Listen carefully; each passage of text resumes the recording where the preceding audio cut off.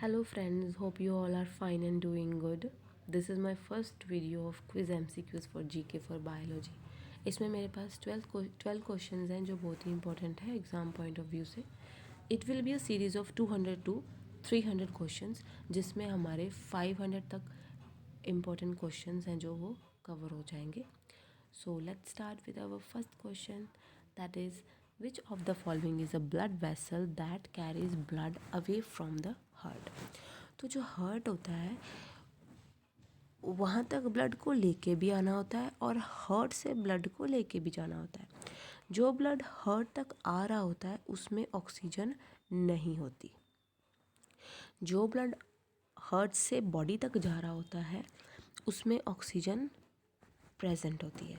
तो जो vessel oxygen के बिना वाले ब्लड को हार्ट तक लेके जाती है उसको बोलते हैं हम वेन. और जो ऑक्सीजन वाले ब्लड को बॉडी में सर्कुलेट करती है उस वेसल को बोलते हैं हम आर्टरी. तो इसका आंसर हो जाएगा B. After that, which of the following is not a member of the vitamin B complex vitamins? So जो विटामिन बी कॉम्प्लेक्स विटामिन्स होते हैं उनमें हमारे पास 8 विटामिन्स ऐसे होते हैं जिनको हम इसी कॉम्प्लेक्स विटामिन्स में रखते हैं. तो वो जो 8 विटामिन्स होते हैं वो होते हैं thiamine, riboflavin, niacin, pantothenic, pyridoxine, biotin, folic acid और कोबालामिन. तो थायामिन भी है, राइबोफ्लेविन भी है और फॉलिक एसिड भी है. तो एस्कॉर्बिक एसिड जो है वो विटामिन बी कॉम्प्लेक्स विटामिन्स में नहीं आता. वो क्या होता है? विटामिन सी का साइंटिफिक नेम. तो ये जो एस्कॉर्बिक एसिड है ये इसका आंसर हो जाएगा. नेक्स्ट है fungi are plants that lack. तो फंजाई जो होते हैं वो ऐसे प्लांट्स हैं, ये ग्रो करते हैं स्पोर्स की वजह से. तो इनमें क्या प्रेजेंट नहीं होता? ये होते हैं जिनमें क्लोरोफिल प्रेजेंट नहीं होती. क्लोरोफिल किसके लिए चाहिए होता है? क्लोरोफिल चाहिए होता है प्लांट्स को क्या बनाने के लिए? फूड बनाने के लिए चाहिए होता है. इसीलिए हम प्लांट्स को क्या बोलते हैं? प्रोड्यूसर्स बोलते हैं. These are the only creature on the world that produce food for all over the world. ठीक है, सबके लिए ये खाना बनाते हैं क्योंकि अल्टीमेटली हर कोई यही खा रहा है, चाहे वो लायन ही क्यों नहीं है. लायन जो होता है वो किसको खा रहा है?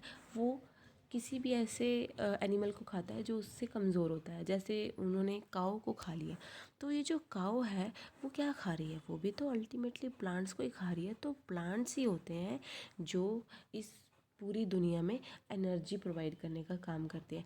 तो ये जो काम कर रहे हैं ये किसकी वजह से कर रहे हैं? क्योंकि इनमें क्या प्रेजेंट होती है? क्लोरोफिल प्रेजेंट होती है. लेकिन फंजाई ऐसे प्लांट्स हैं जिनमें क्लोरोफिल प्रेजेंट नहीं होती. ये किस पे डिपेंड करते हैं? ये ऐसे प्लांट्स पे डिपेंड करते हैं जो इनको खाना दे. और वो कौन होते हैं? वो होते हैं एल्गा. तो जो एल्गा है वो इस फंजाई को क्या देता है? वो फंजाई को फूड देता है. और ये जो फंजाई है ये एल्गी को क्या देती है? शेल्टर देती है. तो एल्गी इसको फूड दे रही है, फंजाई इसको शेल्टर दे रहा है. तो ये दोनों एक ऐसे रिलेशनशिप में रहते हैं जिसमें दोनों एक दूसरे को बेनिफिट प्रोवाइड करते हैं.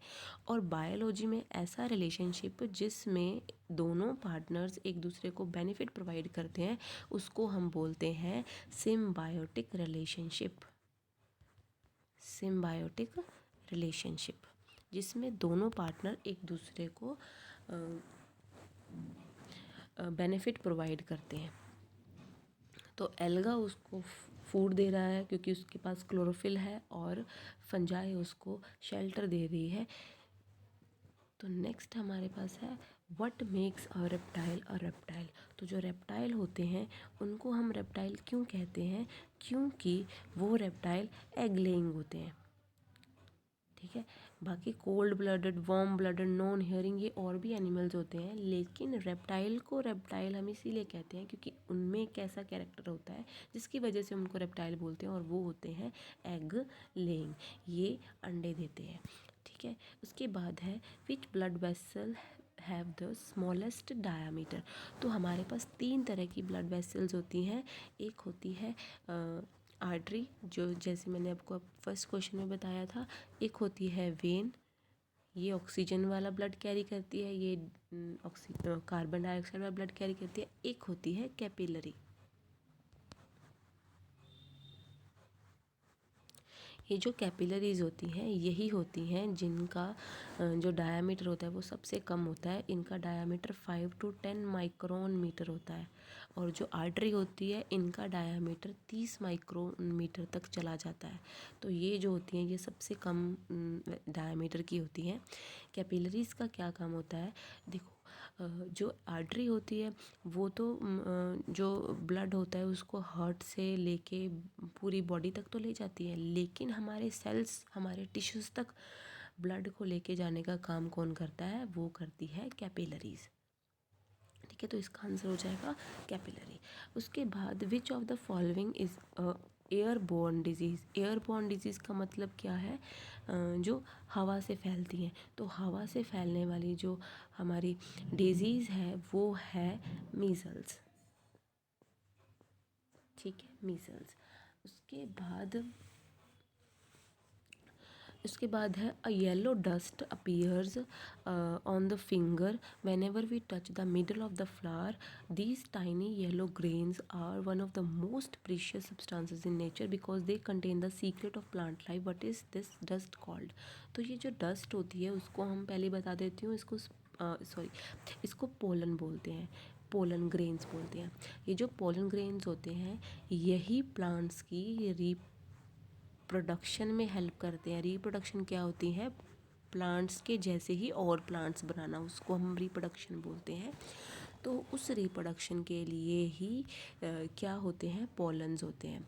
ठीक है, तो ये जो येलो डस्ट होती है ये पॉलन्स होते हैं जो कि बहुत ही ज़्यादा इम्पॉर्टेंट होती है प्लांट की लाइफ के लिए, क्योंकि प्लांट रिप्रोड्यूस कैसे करेंगे, अगर पोलन होगा तो ही वो रिप्रोड्यूस करेंगे। ये पोलन जो होता है ये थाउजेंड्स ऑफ मील्स भी का डिस्टेंस भी कवर कर सकते हैं एक जगह से दूसरी जगह तक जाने के लिए, जिसको हम क्या बोलते हैं साइंटिफिक लैंग्वेज में, पॉलिनेशन। पॉलिनेशन एक ऐसा प्रोसेस है जिसमें जो पॉलन ग्रेन्स होते हैं वो एक फ्लावर से दूसरे फ्लावर के ऊपर जाते हैं ताकि वो क्या कर सके, रिप्रोडक्शन कर सके और अपने जैसे और प्लांट्स प्रोड्यूस कर सके। इसकी डिटेल मैं आपको किसी और वीडियो में बताऊंगी। नेक्स्ट है हमारे पास which organ of the body produces the fluid known as bile. तो जो बाइल प्रोड्यूस करता है वो होता है हमारा लिवर। लिवर बाइल प्रोड्यूस करता है, इसको बाइल जूस भी बोलते हैं। ये बहुत ही इंपॉर्टेंट होता है हमारी डाइजेशन प्रोसेस के लिए। और ये जो बाइल जूस होता है ये लीवर एक छोटे से पाउच लाइक स्ट्रक्चर में ट्रांसफ़र करता है जिसको हम बोलते हैं गॉल ब्लैडर। ये ही लिवर के ही राइट साइड में प्रेजेंट होता है।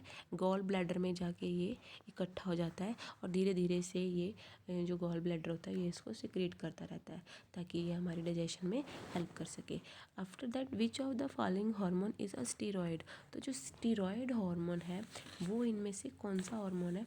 स्टीरॉयड हार्मोन्स वो हार्मोन्स होते हैं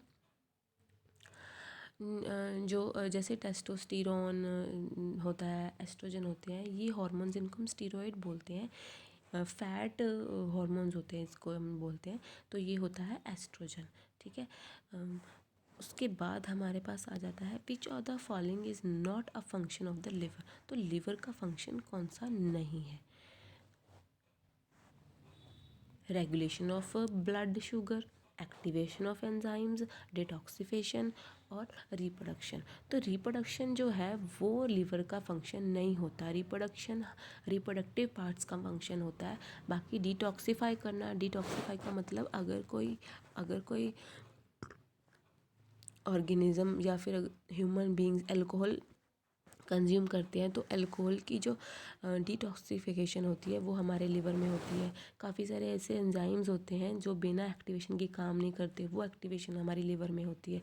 ब्लड शुगर को रेगुलेट करना वो हमारे लिवर का काम होता है। तो रिप्रोडक्शन है जो वो हमारे लिवर का काम नहीं होता।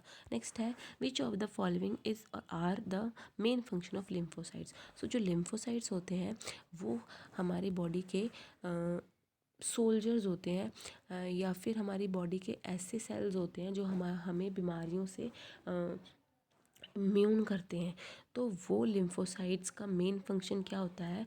Produce antibodies, produce enzymes. तो एंजाइम्स तो इसका फंक्शन नहीं होता, ठीक है। Produce white blood cells, no, white blood cells कोई और ऑर्गन प्रोड्यूस करता है, ये नहीं प्रोड्यूस। तो सिर्फ एंटीबॉडीज़ की प्रोडक्शन करना ही लिम्फोसाइट्स का काम होता है। और कौन सा, और ये जो लिम्फोसाइट होते हैं ये दो तरह के होते हैं, बी लिम्फोसाइट्स और टी लिम्फोसाइट्स। तो ये जो एंटीबॉडीज़ हैं ये कौन बनाता है? B lymphocytes. जो बी लिम्फोसाइट्स होते हैं ये हमारे जैसे बैक्टीरिया हो गए, इनसे इम्यून करते हैं। और टी लिम्फोसाइट्स जो होते हैं ये वायरस से इम्यून करते हैं। इसीलिए जब कोई वायरल डिजीज़ होती है तब हमारे टी सेल्स हैं जो वो बढ़ जाते हैं, क्योंकि हमें वायरस को किल करना होता है। नेक्स्ट है consider the following statement. Now last question है, insulin is a fat storage hormone that is released by the pancreas and regulates the metabolic processes। तो ये सही है, जो इंसुलिन होता है वो हमारा फैट स्टोरेज हार्मोन होता है जो कि हमारा पैनक्रियाज है वो रिलीज़ करता है और ये रेगुलेट करता है हमारे मेटाबॉलिक प्रोसेसेस को, ठीक है। तो ये भी सही है। उसके बाद मेलाटोनिन, जो मेलाटोनिन होता है वो पीनल ग्लैंड ही रिलीज़ करता है, ये भी सही है ब्रेन में, और ये कंट्रोल करता है हमारे स्लीप और वेक साइकिल्स को, तो ये भी सही है। इसलिए इसका आंसर जो होता है ये बोथ 1 and 2 हो जाता है। तो इसके साथ हमारे जो 12 क्वेश्चंस हैं ये कंप्लीट हो चुके हैं। मुझे लगता है आपके इसी 12 क्वेश्चंस में 30 क्वेश्चंस तो ऐसे हो गए जो आपके ऑलमोस्ट कवर हो चुके हैं। ऐसे चलते ही हमारा जो नेक्स्ट वीडियो आएगा उसमें ऐसे ही 12 क्वेश्चंस होंगे जिसके साथ आपके और भी क्वेश्चंस कवर अप हो जाएंगे। So hope you all like my video, please subscribe my channel and like my video. Thank you, bye.